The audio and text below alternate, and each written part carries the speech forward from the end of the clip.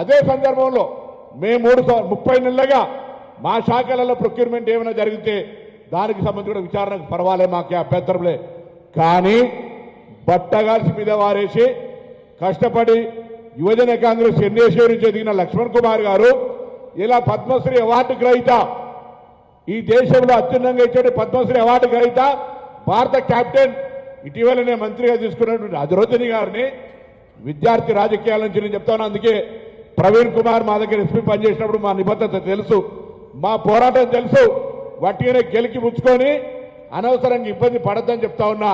కేటీఆర్ గారు కూడా మా శాసనసభ్యుడు, మీకు కూడా తెలుసు సోదర, అనవసరంగా ఎవడు ఏదో సమాచారం ఇస్తే గతంలో 10 ఏళ్ళు చేసిన కాంట్రాక్టరు ఆ నోటికాడి కూడు వేయిందని, అక్రమ సంపాదన వేయిందని తప్పుడు సమాచారం చేయవలసి మాట్లాడకండి.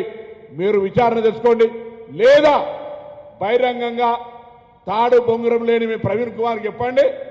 మేము ఏమైనా చేసినామో ఆ పేపర్లు బయట పెట్టమనండి. నా దగ్గర పేపర్లు మొత్తం రికార్డు తీసుకొచ్చినాం, కానీ ప్రెస్ ముందట్లో లేదా తాడు బొంగురం లేని వాళ్ళ ముంగడం చెప్పం. అయితే శాసనసభకు ప్రాతినిధ్యం వహిస్తున్న ఎమ్మెల్యేలుగా, మాజీ మంత్రులుగా ఒక చట్టసభల పట్ల గౌరవం ఉంటుంది. వాళ్ళ ముందర చర్చ చేయడానికి సిద్ధం, లేదా చట్టసభలో చర్చ చేస్తా ఉన్నాం. ఆ దానికి సిద్ధమైతే మేము సిద్ధం. మేము ఎక్కడా ఓడ పెడతా ఉన్నాడు ఏదో మేము తప్పించుకొని, అరే ఇది జంక్షన్, తెలంగాణ స్ఫూర్తికి జంక్షన్ ఇది. మేము రెడీగా ఉన్నాం. మేము మా పార్టీ కార్యాలయంలో కూర్చొని రమ్మంటారు, లేదా కాంగ్రెస్ లెజిస్లేటర్ పార్టీ కార్యాలయంలో కూర్చోలే. This is a public place. మేము ప్రెస్ క్లబ్ కూడా రావడానికి సిద్ధంగా ఉన్నాం. కానీ ఎవరితో పడితే ఆయనతో చర్చకు సిద్ధం లేమో. ఎవరికి పడితే దానికి జవాబు చెప్పడానికి రాజ్యాంగం మీద ప్రమాణం చేయలే. నాకు తెలిసిన, నాకున్న సమాచారాన్ని ఎవరితో పడితే ఆయనతో షేర్ చేసుకోవద్దని ప్రమాణం చేసిన శాసనసభ్యులతోటి, మాజీ మంత్రులుగా ఉన్నటువంటి ప్రస్తుత శాసనసభ్యులతోటి శాసనసభలో కానీ ఎక్కడైనా చర్చ చేయడానికి సిద్ధం. ఇది న్యాయమా కాదా మీరే ఆలోచన చేయండి. అదేవిధంగా నేను మరొక్కసారి కోరుతా ఉన్నా పాత్రికేయులందరినీ, ఆయన దగ్గర ఆధారాలు ఉంటే చూపెట్టమనండి, లేదా ఈ యొక్క ఆరోపణలు మొత్తం కొనుగోలుకు సంబంధించినటువంటి మొత్తం సంఖ్య నెంబర్ 2,000 కోట్ల, 5,000 కోట్ల, 10,000 కోట్ల మేము తప్పు చెప్తే ఆయన కరెక్షన్ చేసి చూపెట్టమనండి. టెండర్ ప్రక్రియలో మఫతులాలు వచ్చిందా, ఇంకో దఫతులాలు వచ్చిందా, నాకేం సంబంధం, నేను గద్ద దాకా చూస్తామా? టెండర్లకు సంబంధించి అధికారులకు సంబంధించి పారదర్శకంగా ఉందా లేదా అనేది నాకు ముఖ్యం. టెండర్ల ప్రక్రియ పారదర్శకంగా బరాబరుగా ఉన్నది. అయినా వీళ్ళందరూ ప్రవీణ్ కుమారో, హరీష్ రావు, కేటీఆర్ మాట్లాడుతూ ఉంటే నేను పెద్ద ఆయన చంద్రశేఖరరావు గారిని కోరుతా ఉన్నా, ఒక్కసారి వీళ్ళని అదుపులో పెట్టుకోరు, లేకపోతే మీకు చెడ్డ పేరు వస్తుంది. మీరు రావాలంటారు వీళ్ళు. ఇగో ఇటువంటి అన్ని దగులుబాజీ మాటలు మాట్లాడుతూ ఉన్నారు ఇలా. అరే మీకు కూడా తెలుసు కదా మేము ఎటువంటి విధంగా రాజకీయం ఎదిగినామో. మీరు గతంలో మా దగ్గర పార్లమెంట్ సభ్యులు కదా, లక్ష్మణ్ కుమార్ ఏడికే కష్టపడొచ్చిండు, వాళ్ళ నాయన నాగయ్య గారు సింగరేణి కార్మికుడిగా ఎంత కష్టపడితే ఇలా రాష్ట్ర మంత్రి అయిండు. ఎందుకు బట్టగాల్సి మా మీద వారేపిస్తారు? మేము రాజకీయంగా ఎదగడం మీకు ఇష్టం లేదా? మా జిల్లా సంస్కృతిలో భాగంగా ఏమి ఇబ్బంది పెడతా ఉన్నాం? ఎక్కడైనా మేము మళ్ళీ చెప్తా ఉన్నాం, మేము అవినీతి చేసినట్టు నిరూపిస్తే నీ దగ్గర ఏ ఆధారం ఉన్నా, నిన్న లక్ష్మణ్ కుమార్ చెప్పినట్టుగా మేము గతంలో కూడా కరీంనగర్లో కానీ ఇతర సందర్భాల్లో చెప్పినాం, మీ ముగ్గురం ఇక్కడనే ముక్కు నేలకు రాసి మా యొక్క రాజీనామాలు ఇస్తాం. లేకపోతే మీరేం చేస్తారో చెప్పండి. ఛాలెంజ్ చేస్తా ఉన్నాం. ఊరికే ఎప్పుడు పడతాడు, ఏది పడతాడు, కోనికిసుకగాడు మాట్లాడితే రోజు జవాబు చెప్పాం. ఇది లాస్ట్ ప్రెస్ కాన్ఫరెన్స్. వస్తే శాసనసభకు రండి, లేదా ప్రెస్ క్లబ్కు రండి. మంత్రులుగా, శాసనసభ్యులుగా, మాజీ మంత్రులుగా ఇప్పుడు శాసనసభ్యులు రండి, టైం చెప్పండి, బరాబర్ మేము వస్తాం.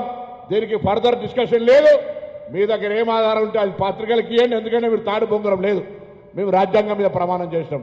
అంతకంటే ఎక్కువ చర్చ, ఎక్కువ వీళ్ళ గురించి పూర్తిగా దగులుబాజీ లెక్కలు ఉన్నటువంటి వాళ్ళ కోసం ఇంతకంటే ఎక్కువ మాట్లాడితే మంచిది కాదు. కాబట్టి మరొకసారి తెలియజేస్తా ఉన్నాం, మేము ప్రజాపాలన ప్రభుత్వంలో పేదలకు న్యాయం జరగాలని కాస్మెటిక్ ఛార్జ్ పెంచినాం, మెస్ ఛార్జీలు వాళ్ళకు ఉండేటువంటి డైట్ ఛార్జీలు పెంచినాం.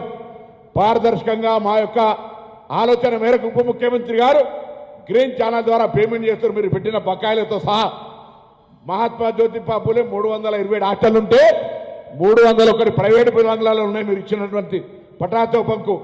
ఎవరు టీఆర్ఎస్ నాయకులు బంగ్లా ఉంటాడో స్కూల్ శాంక్షన్ చేసి అరకొర వసతులతోటి పోల్ట్రీ ఫారాలను పెట్టినారు. ఇవాళ మేము ఇంటిగ్రేటెడ్ పక్కా బంగ్లాలు కడతా ఉన్నాం. వాళ్ళ సంక్షేమం మేము ఆడికే వచ్చినాం. మేము ఎస్సీ ఎస్టీ బీసీలుగా ఎదిగినాం. వాళ్ళ సంక్షేమం మా బాధ్యత. వాళ్ళు ఇచ్చే దాంట్లో నోటికార రక్తం కూడి తినేంత నీచ స్థాయికి దిగజారలే.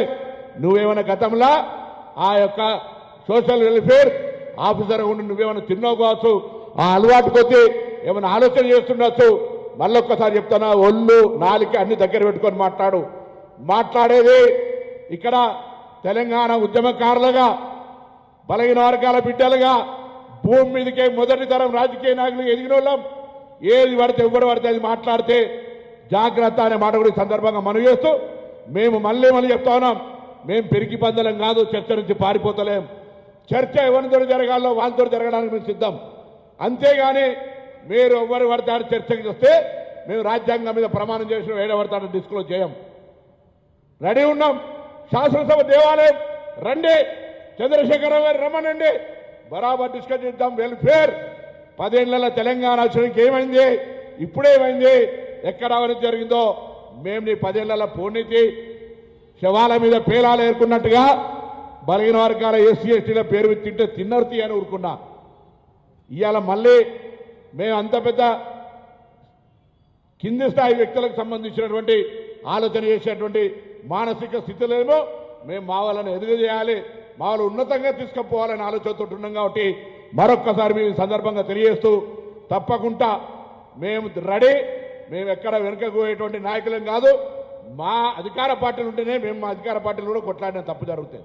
కాబట్టి ఎవరి లెక్క ఊరికేనే ఏ అవసరానికి ఆ గొడుగు పట్టుకొని ఏ అవసరానికి ఉసర వెళ్ళి లెక్క మాటలు మారితే నడవదు అనే మాట మనం చేస్తూ మరొక్కసారి